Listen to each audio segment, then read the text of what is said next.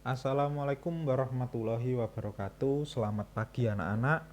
Kita mulai kegiatan pembelajaran yaitu tema 1, subtema 2, pembelajaran 2. Ini di LKS halaman 39. Kita mulai dari materi PPKN. Di sini ada bacaan kerjasama di lingkungan rumah. Silahkan disimak pada bukunya masing-masing, saya bacakan. Melakukan tindakan bersama orang lain untuk mencapai suatu tujuan disebut kerjasama. Bagaimana agar kerjasama bisa berhasil dengan baik? Tujuan kerjasama bisa tercapai dengan sukarela. Kerjasama juga bisa tercapai jika kerjasama saling menguntungkan. Adapun syarat melakukan kerjasama berikut ini. 1. Sukarela.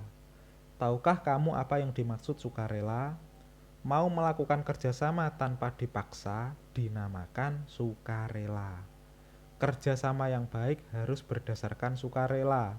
Orang yang dipaksa untuk kerjasama, kerjanya menjadi malas-malasan. Bagaimana agar dapat bekerja sama secara sukarela? Jika ingin mengajak orang lain bekerja sama, ajaklah dengan baik. Jangan memaksakan kehendak kepada orang lain. 2. Saling menguntungkan. Kerjasama akan berhasil dengan baik jika saling menguntungkan. Semuanya merasa untung, tidak ada yang merasa dirugikan. Semua orang mendapat bagian tugasnya, pekerjaan dibagi dengan rata. Bagaimana jika pekerjaan tidak dibagi rata? Tentunya ada yang akan merasa keberatan, bukan? Mengapa kita harus bekerja sama dengan tetangga? Apa saja bentuk kerjasama dengan tetangga? Tetangga kita seperti saudara kita, apalagi jika kita tinggal jauh dari saudara. Jika kita sedang kesusahan, kita bisa minta tolong pada tetangga kita. Begitu juga jika tetangga kita kesusahan, kita harus membantu mereka. Kita harus bisa bekerja sama dengan tetangga kita. Ada beberapa bentuk kerjasama yang bisa kita lakukan bersama tetangga sebagai berikut. 1. Membantu tetangga. Sesama tetangga harus saling menolong. Jika kita berbuat baik pada hari ini, suatu saat kita akan ditolong. Perbanyaklah perbuatan baik untuk membantu tetangga. Saat tetanggamu punya keperluan, kamu dapat membantu. 2. Gotong royong. Gotong royong merupakan pekerjaan yang dilakukan secara bersama. Gotong royong membuat pekerjaan cepat selesai. Gotong royong juga akan memunculkan semangat persaudaraan, persatuan, dan kesatuan. Gotong royong juga merupakan ciri khas bangsa Indonesia. Yang ketiga, kerja bakti. Kerja bakti adalah mengerjakan suatu pekerjaan secara bersama-sama dengan beberapa orang dan dengan suatu tujuan yang sama. 4. Siskamling. Siskamling itu atau kepanjangannya Sistem Keamanan Lingkungan merupakan upaya bersama dalam meningkatkan sistem keamanan dan ketertiban masyarakat yang memberikan perlindungan dan pengamanan bagi masyarakat. Jadi anak-anak pada materi PPKN ini itu menjelaskan bahwa kerjasama itu harus berlandaskan sukarela dan saling menguntungkan. Sukarela tadi yaitu eh, kegiatan yang tidak dipaksakan ya anak-anak. Ya, jadi dilakukan dengan sukarela, dengan ikhlas. Tidak ada pemaksaan sama sekali. Itu namanya sukarela. Kita tidak eh, ingin mendapatkan imbalan, itu juga tidak, maka itu dinamakan sukarela, yaitu ikhlas, tidak ada paksaan sama sekali. Kemudian yang kedua yaitu harus saling menguntungkan. Tidak ada yang namanya kerjasama itu satu diuntungkan satu dirugikan, itu bukan kerjasama namanya, itu yaitu membodohi teman sendiri kalau ada kerjasama yang seperti itu. Maka dalam bekerja sama itu harus saling menguntungkan kedua belah pihak. Contoh kerjasama yang ada di lingkungan kita tadi yaitu membantu tetangga, gotong royong, kemudian kerja bakti dan siskamling. Kita lanjutkan pada materi SBDP, yaitu ada bacaan yang berjudul Tari Merak. Silahkan disimak anak-anak. Tari Merak berasal dari Jawa Barat.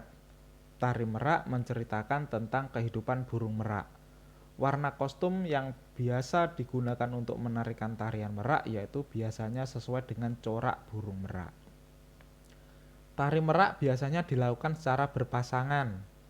Satu orang berperan menjadi merak jantan dan satu orang berperan menjadi merak betina. Tarian ini diiringi oleh gending macan ucul. Para penari menggerakkan tubuhnya dengan gemulai layaknya burung merak. Terdapat gerakan dasar yang membangun tarian merak sebagai berikut. 1. Bagian kepala. A. Galier, yaitu gerakan memutarkan kepala. B. Gilek, yaitu gerakan menggoyangkan kepala ke kanan dan ke kiri. 2. Bagian tangan. A. Ukel, yaitu gerakan memutar tangan. B. Selut, yaitu gerakan tangan kanan dan kiri yang digerakkan ke depan atau ke atas.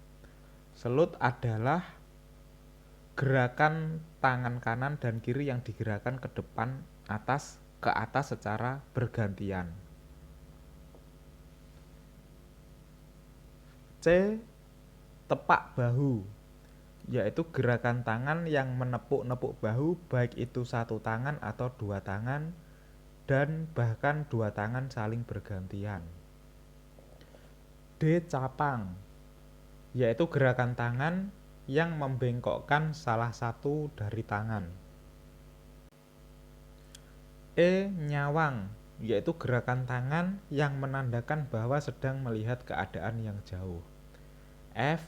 Lontang kiri atau kanan, yaitu gerakan tangan yang menggunakan dua tangan dan digerakkan saling bergantian. 3. Bagian kaki. A. Duduk deku, yaitu melipat kedua kaki ke dalam. B. Seser, yaitu gerakan kaki yang bergeser ke arah kanan dan kiri. Seser ya bacanya anak-anak, bukan seser. C. Sirik, yaitu gerakan kaki yang menggoyangkan kedua kaki dengan bersamaan. 4. Bagian gabungan. Mincit adalah gerakan gabungan kepala, tangan, dan kaki yang digerakkan bersamaan, tetapi tangan dan kaki berbeda, yaitu tangan kanan berpasangan dengan tangan kiri, begitu sebaliknya. Jadi dalam materi SBDP ini menjelaskan gerakan-gerakan pada tari merak ya anak-anak. Tadi tari merak itu diiringi oleh gending macan ucul yang ditarikan secara berpasangan, yaitu merak jantan dan merak betina. Kemudian ada gerakan-gerakan dasar dalam tari merak. Pada bagian kepala tadi ada galier, ada gilek, kemudian pada bagian tangan ada ukel, selut, tepak bahu, capang, nyawang, lontang kiri atau kanan. Kemudian pada bagian kaki ada duduk deku, seser, sirik, dan pada bagian gabungan ada mincit. Nah, pada gerakan-gerakan itu tadi mempunyai pengertian sendiri-sendiri yang tadi sudah saya bacakan anak-anak. Setelah ini anak-anak langsung mengerjakan penilaian pembelajaran 2, yaitu halaman 41 sampai 42, nomor soal 1 sampai 10 ya anak-anak. Demikian anak-anak yang dapat saya sampaikan, semoga dapat bermanfaat buat kita semua. Saya akhiri, wassalamualaikum warahmatullahi wabarakatuh.